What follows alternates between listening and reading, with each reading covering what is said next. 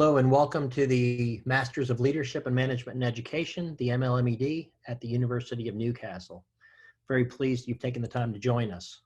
My name is Scott Imig and I am an associate professor here at the university, and I'm the co-convenor of the program, as well as I serve as the deputy head for research and research training in the School of Education. My colleague Jim Ladwig was not able to join us this afternoon, but you'll see his picture in front of you. Jim has been at the university for more than 20 years, brings a great deal of leadership experience to the program. Let me give you a sense of the University of Newcastle. This is a large university. It serves the region, but it serves the world. We have more than 37,000 current students enrolled from more than 100 countries. We have over 7,000 international students, and if you look at our numbers of global alumni, we actually have over nearly 150,000 alumni in all corners of the world.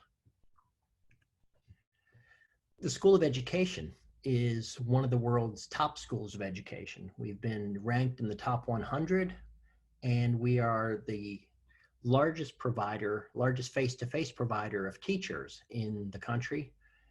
We have been trailblazers in a lot of what we've done at the School of Education, the first program in the country to introduce internships, and we have cutting edge research both in research and teaching. So I know a lot of people probably have questions about the current COVID pandemic and how the university is responding. And just first of all, wanted to address that before we really get into the program and talk about the fact that the university has responded and responded well to the crisis. A lot of our students have been able to seek additional financial support from the university. The students in need, we have taken all of our courses in a matter of a very short amount of time, placed them all online to work around the health and well-being of our students. We've taken the dates of our offerings and we've modified them to work around people's schedules. And we have a tremendous number of support services available at the university. There's a great deal on our website, which I'd encourage you to investigate if you're interested. If we get into the program itself, the program that I'm the convener for, the Masters of Leadership and Management in Education, I'll tell you, it's a program that has been redesigned in the past couple of years. We started from the bottom and we changed everything about the program. And I'll talk to you a little bit about why we did that and what it's turned into. But let me just give you a couple of the quick facts about the program. First thing I'll tell you is that the program itself is designed to be a 1-year full-time, or it can be up to a 4-year part-time program. It's made up of 8 courses. So students who take a full-time program will do 4 courses a semester. It is delivered, all of our courses are delivered both online and face-to-face. There's options for students to take it either way. And then you can see the fees. Our fees for 2020 are a little over $18,000 for the entire program. And we do intakes for the program in February and August. And this semester's deadline that's coming up is July 19th. So I told you that we reinvented the program. And a few years back, we brought in a bunch of local school administrators, directors, teachers. We brought in the folks that we work with, and we talked to them about what would they like to see in a program. What is it that they felt school leaders need? And we spent a lot of time talking about, if we were to come up with what is our value proposition, what is it about us that makes us unique? And we landed on this idea that by joining the MLMED, you're actually joining a community of leaders who are using world-class research to improve the lives and learning of all children.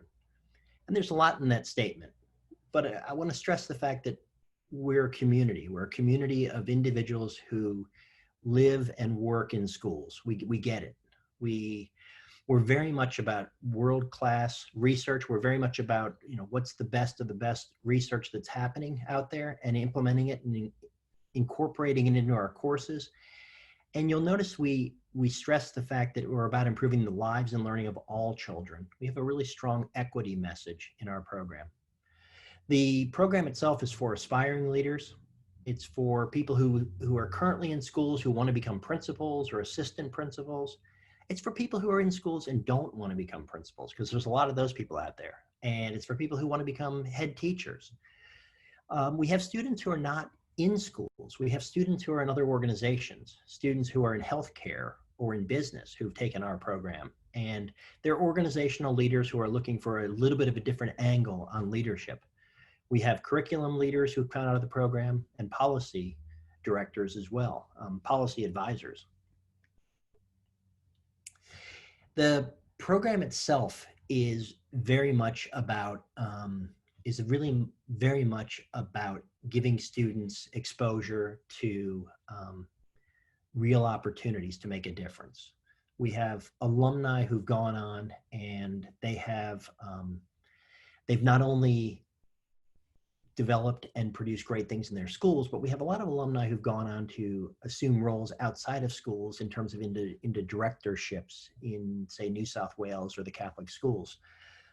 We have a lot of students who've gone on and are now in our doctoral program because they've got the learning bug and they've enjoyed the passion around the ideas, around the big ideas of leadership. Students who matriculate through our program, there are a lot about, these are our program learning outcomes. And I think I'm going to actually be able to articulate those much better in some of the examples that I'll provide for you moving forward. So if I were to try and encapsulate the program, what makes this program special is in just a couple points. The very first thing is everything we do in the program is real world. It's authentic assignments. They're real world assignments that lead to real change in your organization. We recognize when we recreated the program that principals don't spend a lot of time sitting around writing essays. Principals actually spend a great deal of time impacting change, really truly improving the lives of their students and the families with which they work. So we do tasks throughout all of our courses, little ones and big ones, but the deliverables tend to be things where you actually look at your own learning organization and you make improvements. We have assignments where we challenge our students to go out into the community and find an organization that gets them. What's a place where you go and you feel like you're valued and respected? And we encourage our students to study that place and then take those learnings, look at the research on the effects of space and color and light and physical structures on well-being. And then we encourage our students to take those understandings and go back to their schools and find places that don't get them or don't work for their students. And we'll spend entire semesters rethinking space in schools and rethinking the way that we lead teachers so that we actually create organizations where teachers feel like actually walking in the door, they're excited and engaged, and students are excited to come. The program is multidisciplinary. And one of our other big understandings is that people can learn from disciplines outside of education. So we've brought in experts from architecture, sociology, psychology, nursing, environmental science. We have creative industries represented in our program. We've actually reached out across this enormous campus and we've brought in some really exceptional academics to contribute to our program. We have a focus, as I said, on equity. It's about improving the lives of all children. We've tried to build a program that's flexible, and we recognize that we work with people who are incredibly busy, and we work with people who are, sometimes it's difficult to make that class, to make that specific time. So we're very flexible about the way that we work with our students. We engage it with our students on their terms. We've aligned our program with state and national standards, and quite honestly, we're here to support you more than ever. We recognize these are difficult times, and this is a program that's been flexible and real, and we are now taking that to the next level. When I say it's relevant, I received an email the other day from a student, and I thought this email really kind of captured the relevance of the program. This was literally within the past couple of weeks, and it said, "Hi, Scott. I just wanted to let you know that I used elements of this presentation during a meeting with my principal, and he agreed to improve my learning space at school. He agreed to roughly $35,000 worth of improvements. Great to see the work from this course pay some dividends in the real world so quickly. And that's the point. The whole program is about making a difference in the real world. So the MLMED course itself, the program itself, as I said, it's 8 courses. We have 4 core classes, and these 4 courses are listed there. And what we've really done is we've created a collection of courses that are all about, first of all, understanding yourself as a leader, developing your skills, your capacities, really trying to understand leadership principles and philosophy, but then landing on your own beliefs. For a lot of you, this is just validating what you already do. And for others, this is pushing you to think in new ways. We have another course in that core that's about how do you create those environments. So you've thought about yourself as a leader. Now, how do you create a place where teachers want to teach and students want to learn? And then the next course in that sequence, in the core, is about teaching and learning. How do you actually impact, how do you improve the quality of teaching and learning in your building? What are ways to motivate? What are the effects of really strong professional development? And then the 4th course is about research and school transformation, because if there's one thing we know about education, it's that we like, well, in K-12 schools, it's very common for us to go for the newest, shiniest programs. And principals are constantly being pushed to try new things. And you need to understand whether or not those programs and those approaches are making a difference. So we have an entire course that's built around how do you know if what you're doing is making a difference? Lots of different research methodologies are covered there. And then what we've done is we've created a program with a lot of flexibility. So there's 4 other courses where students can take courses in additional leadership or ICT. They can look at research methodologies. We have courses on policy and affecting change. We have courses where students write a minor thesis. And that's a wonderful opportunity because that is a wonderful foot in the door to then go on and do a doctorate. The other option that we provide our students is the opportunity to take courses outside of our program, whether it's courses across the School of Education or in other schools on campus. We've had students who've taken multiple courses from the School of Business to learn more about accounting or finance or marketing, which has been really strong for their development.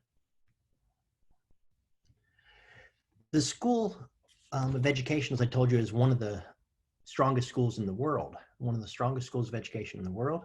And our program has had a tremendous success in recent years. You'll see in front of you, we have 100% rate of employment for our graduates. And we, in the past few years, have had overall student satisfaction 100%. So we take great pride in the fact that our students are very satisfied with what we've delivered.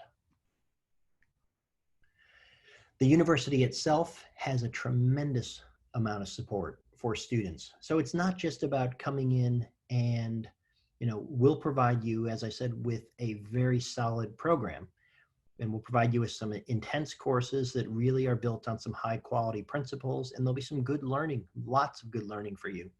But the university is more than that. The university is a lot of other services, as you see in front of you, where it's built in such a way as to provide you with the support you need to be successful. We have mentors, we have careers guidance, we have a great deal of library services. We have disability support. As you can see, there's free legal advice. There's a great deal. The university is a wonderful organization to support the whole student. So in terms of admissions to the MLMED program, generally what we look for are applicants who possess at least 2 years of experience as a teacher or an educational manager or comparable experience. So what that means is if you're out there and you're currently teaching and you've been teaching for a few years and you've been thinking you're ready for further study, odds are you're probably in a good place for the leadership program.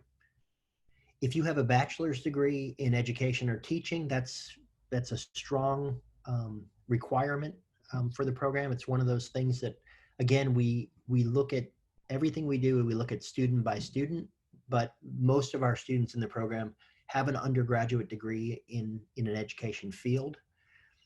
We have students who come in with graduate certificate in education. or there is a program, there is an option where if you have a dip ed, you could actually come in if you have a dip ed and 10 years of teaching experience. The university itself, the application process is very well articulated on the university's website. To actually enroll in the leadership program, you'll need to gather your identity documents. You'll need to call or get online and get your academic transcripts from your other institutions of learning. And then for the leadership program, you do have to provide evidence of professional experience. And so that generally is a letter from your supervisor, your current supervisor or former supervisor, indicating that yes, you did work in this organization. If you are an international student listening to this, we have a great deal of information on the university's website about the international routes into the university. There's webinars, and the website is listed there. And if you have any further questions about the leadership program, I would strongly encourage you to reach out to the university at the email there, reach out to myself, Scott Imig, or reach out to my colleague, Jim Ladwig, whose email is listed there. Perhaps you should reach out to Jim since I'm the one doing this video conference. Actually, either is fine.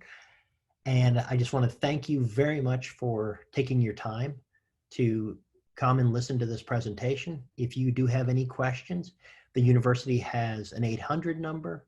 We have Student Central online, and we have the Ask UON option. And you can see the links on this page.